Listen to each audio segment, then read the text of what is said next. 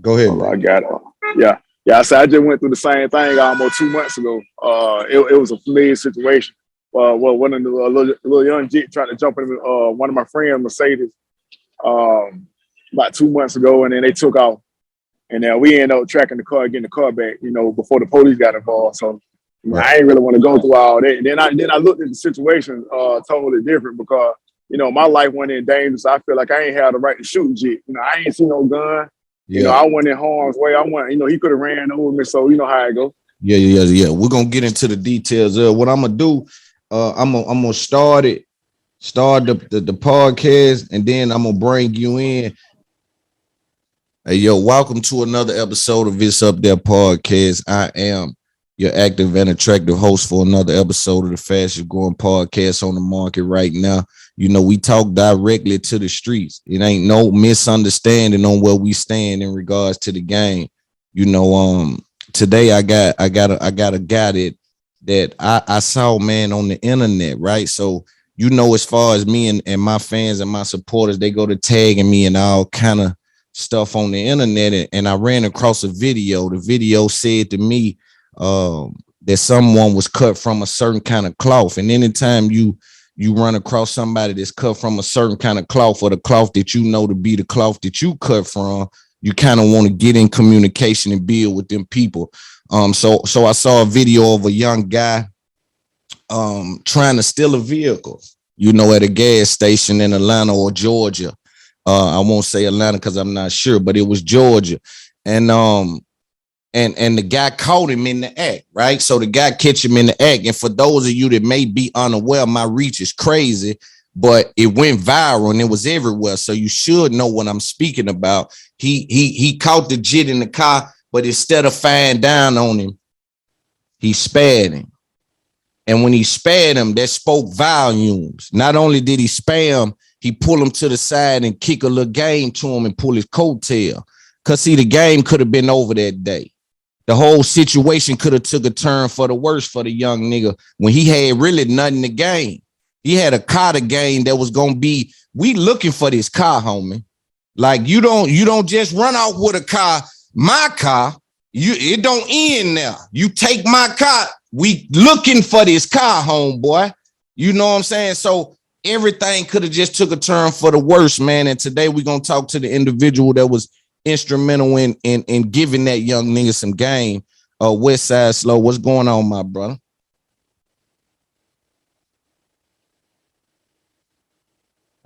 You got to unmute. I think it muted you.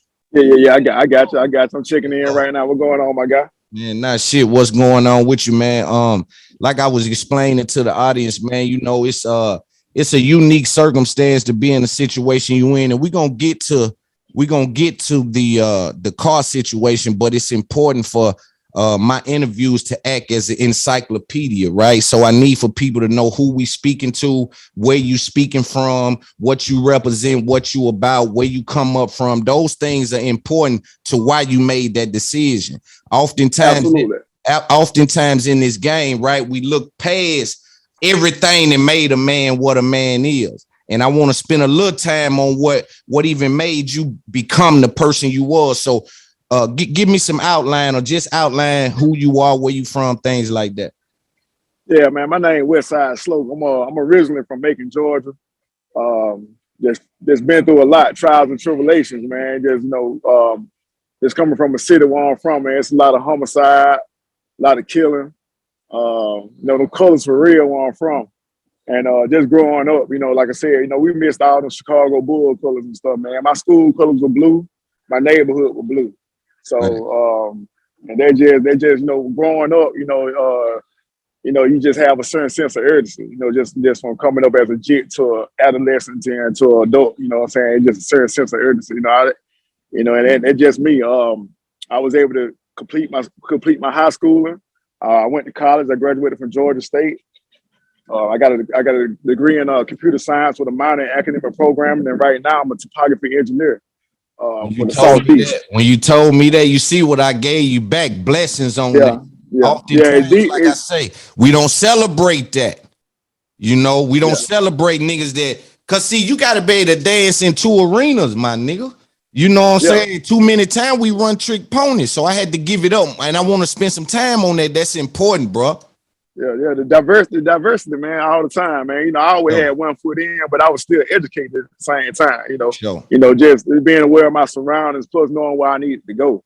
You know, a lot of things fell in place. I really didn't have no direction when I was younger, man. I had the OGs, I had my uncles, but I ain't had no direction of which way I wanted to go because I did vocational stuff. I made sure I got involved in everything. I didn't really care about the sports, but I just made sure I got involved in everything, like hands on, you know. Aircraft sheet metal mechanic, stuff like that, get involved in welding and stuff that were gonna bring me revenue at the same time. So Yes, I just Lord. made sure I had my hands in all type of stuff. Right, and that's so important, bro. That's so important. So coming up as a young nigga, did you find yourself in any trouble?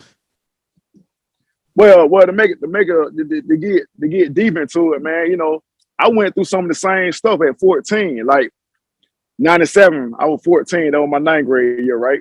Right. I actually got caught at school with a pistol. My 9th grade year, the week after Christmas holidays. So I got caught at school with a pistol, didn't know I had it, and they ended up beating it. But the things I had to go through at the time, like I said, I got caught with a pistol. It was a year before Columbine. Ooh. You know, so I actually at that time I got expelled from school. I was able to go back to school and still, you know, I had to go back to turn to school for a little while, and then I ended up going back to the same school I got caught at the guns with and graduated. So I had a chance to reset my life. Exactly. Yeah. That second You know chance is important. You got a chance Yeah. to do another lap. Sometimes you get that third and fourth chance. Exactly. You know what I'm saying? Exactly. But it ain't never too late to reset your life. So I went through that at a young age. I learned not to trust the people I would hang around. They were still my people. They were still my cousins. But I still learned not to, you know what I'm saying, not to do too much with them, not to let them never know what I was doing. Right. You know, I kept everything to myself, man. Like even the grind of just going to summer school every year, going to night school, so I can get out a year later, not 2 years later. Right. I supposed to came out in 01, but I ended up coming out in 02. Okay. So fast forward to kind of what the circumstances was in that at that gas station that day. And again, we just having a conversation. So anytime we need to jump back or jump forward to something, we can do that. There is no rules to this. It's just communication. You know what I'm saying? And information. So absolutely. Yes, Lord. So when you find yourself at the gas station, talk to me about that day. What was going on? So you push up on the gas station. You didn't see the little dude. Was he casing it when you rapped with him? What was he doing? No, see what happened was I pulled up, and this is why I normally hang at. I normally hang at this gas station all the time, so everybody knows. Right. So I pulled up at the gas station. I got out the car. I went and hollered at my partner, you know, because he cooked the ribs over there, and you know he had all the barbecue and stuff. So I went and hollered at my dog. You know, that was my first time really getting some food from him. And I said, let me try it out. So I ended up, fix me a real plate. So I'm sitting on Wayne. I got my back turned, but you know my sense of urgency is just I always glance and look back. Exactly. You know, I know I got my car running, so I just glanced and looked back. And then when I looked back, I saw him walking. Past the car. I looked back again. I saw him opening the door. From that moment, I jumped up and just, you know, I run there. Yeah, here I come. Pistol, Glock 43. Yes, I run that 4 flat. Yeah, run that 4 flat, baby. You know what I'm saying? I ain't playing with him. Right up on the nigga and thought he could get out of there. Yeah, absolutely. You know what I'm saying? But at the end of the day, like I said, I still looked at it like, you know, most people would have shot him. But I looked at it like, you know, that's what we pay car insurance for.